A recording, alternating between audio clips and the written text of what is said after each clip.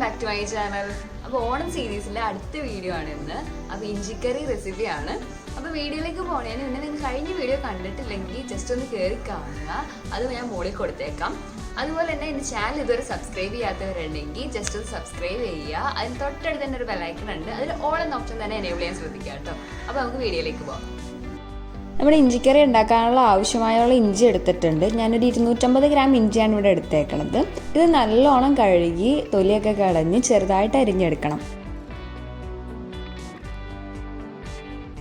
അപ്പോൾ ഇഞ്ചിയൊക്കെ വൃത്തിയാക്കി ചെറുതായിട്ട് ഇങ്ങനെ അരിഞ്ഞെടുത്തിട്ടുണ്ട്. കൊത്തി അരിഞ്ഞെടുക്കാം, അല്ലെങ്കിൽ മിക്സിയിലിട്ട് അടിക്കാം. അപ്പോൾ ഇഞ്ചിക്ക് ചെറിയ കാരം പോലെ ഉണ്ടാകും. അതുകൊണ്ട് തന്നെ ഇത് നല്ലോണം 2-3 പ്രാവശ്യം നമ്മളൊന്ന് കഴുകി പിഴിഞ്ഞെടുക്കേണ്ട ആവശ്യമുണ്ട്. ഇതുപോലെ 2 പ്രാവശ്യം ഒന്ന് പിഴിഞ്ഞെടുത്താൽ മതി. അതിനുശേഷം നമുക്കിതൊന്ന് പിഴിഞ്ഞൊന്ന് മാറ്റി വയ്ക്കുക. ബാക്കിയുള്ള ഇഞ്ചി നീര് ഒന്ന് അരിപ്പ് വെച്ച് അരിച്ച് അതും മാറ്റി വയ്ക്കുക. നമുക്കത് 2 ആവശ്യമുള്ളതാണ്. അപ്പോൾ ഇത് 2 മാറ്റി വെച്ചിട്ടുണ്ട്. ഈ നീര് കുറച്ച് നേരം കഴിയുമ്പോഴേക്കും തെളിഞ്ഞ് വന്നോളും. അപ്പോൾ നമുക്കതാണ് ആവശ്യമുള്ളത്. അപ്പോൾ ഈ പിഴിഞ്ഞ് മാറ്റി വെച്ചേക്കണത് നമുക്കൊന്ന് വറുത്തെടുക്കാനുണ്ട്. ഇനി അതിനാവശ്യമുള്ള സാധനങ്ങൾ എന്തൊക്കെയാണെന്ന് നോക്കാം. അപ്പോൾ അതിനായിട്ട് ഒരു 3 പച്ചമുളക് ചെറുതായിട്ട് അരിഞ്ഞെടുത്തിട്ടുണ്ട്. 1/2 ടീസ്പൂൺ മഞ്ഞൾപ്പൊടി, ആവശ്യത്തിന് ഉപ്പ്, പിന്നെ 1 ടീസ്പൂൺ മുളക് പൊടി, 1 തണ്ട് കറിവേപ്പില. അപ്പോൾ ഇതെല്ലാം നല്ലോണം ഒന്ന് ഈ പിഴിഞ്ഞ് മാറ്റി വെച്ചേക്കണ ഇഞ്ചിയുടെ കൂടെ മിക്സ് ചെയ്തെടുക്കണം. ഇതെല്ലാം നല്ലോണം ഒന്ന് യോജിപ്പിച്ചെടുത്തിട്ടുണ്ട്. ഇനി നമുക്കിതൊന്ന് വറുത്തെടുക്കണം.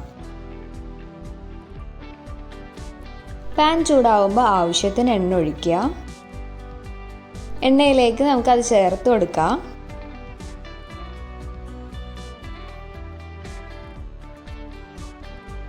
ഇനി ഇതിൽ കിടന്ന് ചെറിയ തീയിൽ നല്ലോണം ഒന്ന് മുരിഞ്ഞ് കിട്ടണം.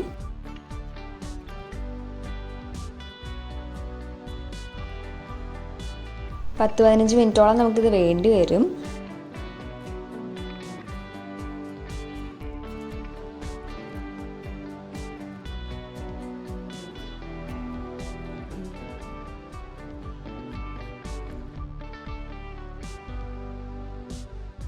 ഇപ്പോൾ ഇത് നല്ലോണം മുരിഞ്ഞിട്ടുണ്ട്. കണ്ടാൽ തന്നെ അറിയാതെ ഇഞ്ചിയൊക്കെ നല്ലോണം ഇങ്ങനെ ആയിട്ടുണ്ട്.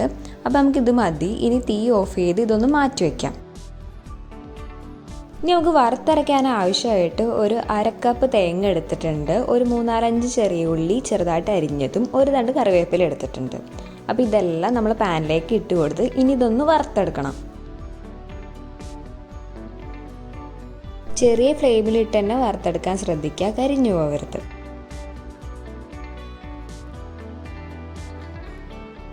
കളറൊക്കെ നല്ലോണം മാറി ബ്രൗൺ ഷെയ്ഡ് ആകണം.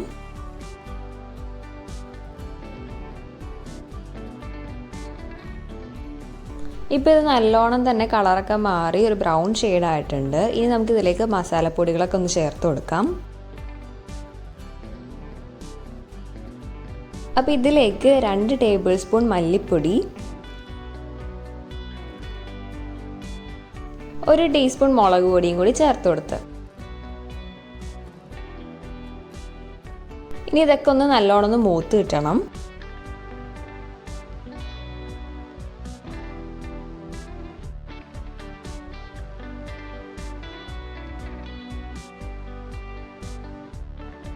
കണ്ടത് ഇപ്പോൾ നല്ലോണം മൂത്ത് കിട്ടിയിട്ടുണ്ട്. ഇനി നമുക്ക് ഫ്ലെയിം ഓഫ് ചെയ്യാം. ഇനി ഇത് വെള്ളം തൊടാതെ ഒന്ന് അരച്ചെടുക്കണം. അപ്പോൾ നമ്മൾ അരച്ച് വെച്ചേക്കണ അരപ്പ് ഒരു ചട്ടിയിലേക്ക് മാറ്റി കൊടുക്കാം. അപ്പോൾ ഞാൻ വെള്ളം തൊടാതെ അരച്ചെടുത്തതാണ്. പിന്നെ ഒന്ന് മിക്സി കഴുകി ആ വെള്ളം കൂടി ചേർത്തിട്ടുണ്ട്. അതുകൊണ്ടാട്ടോ അങ്ങനെ ഇരിക്കണം.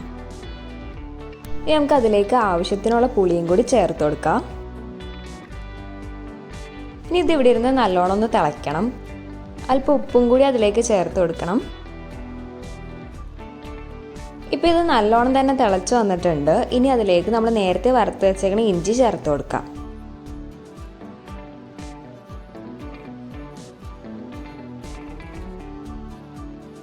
എല്ലാം നല്ലോണം ഒന്ന് യോജിപ്പിച്ച് കൊടുക്കാം.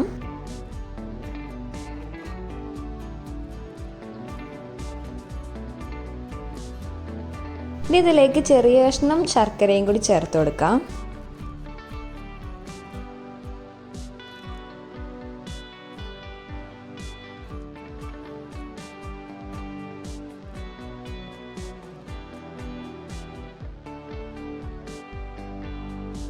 ഇനി അതൊന്ന് തിളച്ച് വരുമ്പോഴേക്കും നമ്മൾ നേരത്തെ തെളിയാൻ വെച്ചിരുന്ന ഇഞ്ചി നീരും കൂടി ചേർത്ത് കൊടുക്കാം.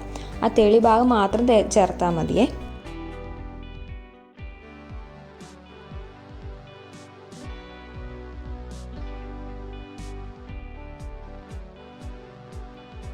ഇനി ഇതിവിടെ ഇരുന്ന് നല്ലോണം ഒന്ന് തിളച്ച് വറ്റി എണ്ണയൊക്കെ തെളിയണം.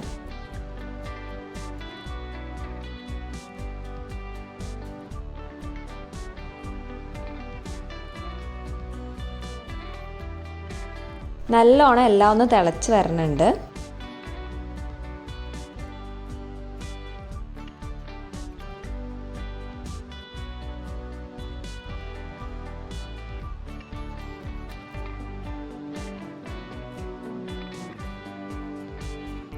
എണ്ണയൊക്കെ നല്ലോണം തെളിഞ്ഞിട്ടുണ്ട്. ഇനി നമുക്ക് ഈ ഫ്ലെയിം ഓഫ് ചെയ്യാം.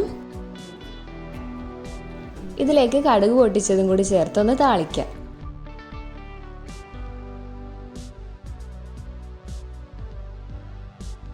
അപ്പോൾ ഈ ഓണത്തിന് എല്ലാവരും ഈ ഇഞ്ചിക്കറി ഒന്ന് ട്രൈ ചെയ്ത് നോക്കണേ.